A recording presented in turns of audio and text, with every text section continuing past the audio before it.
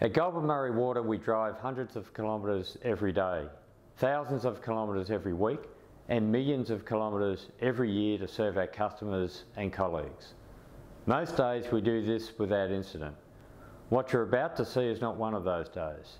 On the 1st of September, Chris Braden had finished work at Lake Eppalock. He was driving home when he suffered an horrific accident. It's a miracle that Chris survived.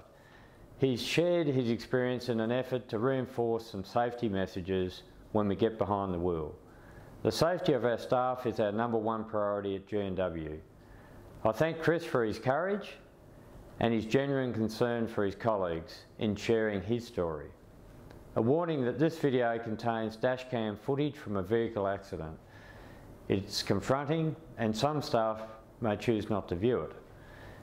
However, editing techniques including a voiceover and slow motion have been used to soften the impact. I think you will agree the safety messages are important.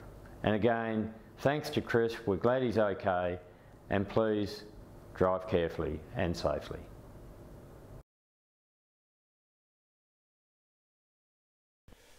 I'm Chris Braden, a Recreation and Land Officer for Loddon Campaspe Storages with Goulburn Murray Water. I'm based out of Lake Eppalock, however started work with Goulburn Murray Water in December 1999 and was based at Lake Eildon then.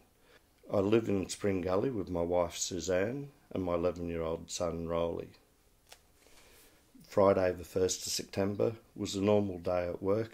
I was working in at the office at Lake Eppalock, completed my work duties for the day, and considering I was on operations duty over the weekend, I took home a Ford Ranger, which I'd happened to pick up 3 weeks earlier as a new vehicle with 600 kilometres on the clock. Nice sunny day, everything that you'd expect on a normal day's work. On the trip home from Lake Eppalock through to Bendigo, I have to pass one notorious intersection where there's been bad accidents in the past. Vehicles from either side have driven through in the past without giving way, and as such each time I enter that intersection I always have a look both to the right and then left to ensure the intersection is clear of anyone travelling through and thus likely to cause an accident. My recollections of the accident are having looked to the left, which was the last place I looked as I then looked back down the road, caught the vehicle on my right hand side out of my peripheral vision as it collected the back of my truck. It caused the truck to go end over end, and I can distinctly remember counting as I went over, and I got up to 2, and the next thing was when the vehicle came to a stop. Looking at dashcam after the incident, it showed the vehicle, my work vehicle, actually rolled end over end twice before rolling approximately 3 times on its side, sideways, and then coming to rest on what was left of the vehicle. The immediate aftermath of the accident, I was short of breath, a bit panicky because I thought there was smoke in the cabin, which turned out to be powder from the airbags.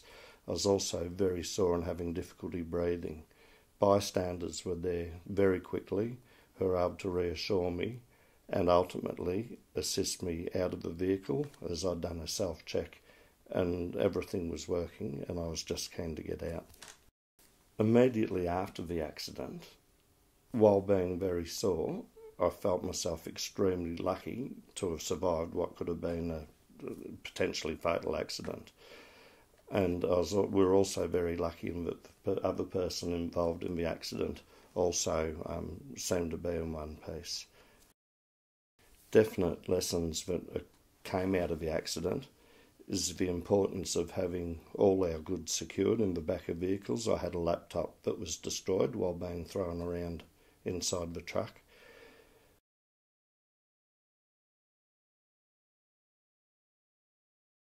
Also the fact that we got 5-star ANCAP vehicles. The vehicle I was in was brand new, and with all the side and curtain airbags, I'm sure that definitely attributed to my safety.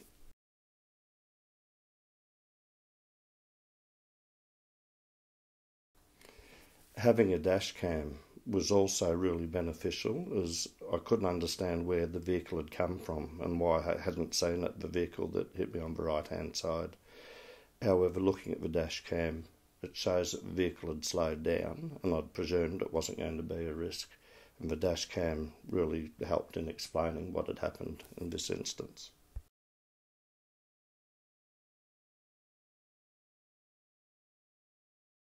In recovery from the accident, I had some whiplash in my thoracic spine.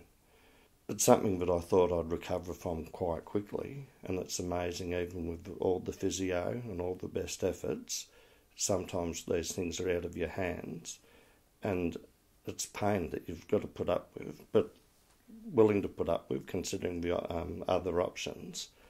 But still, these are things that are ongoing, and hopefully within time will remedy themselves.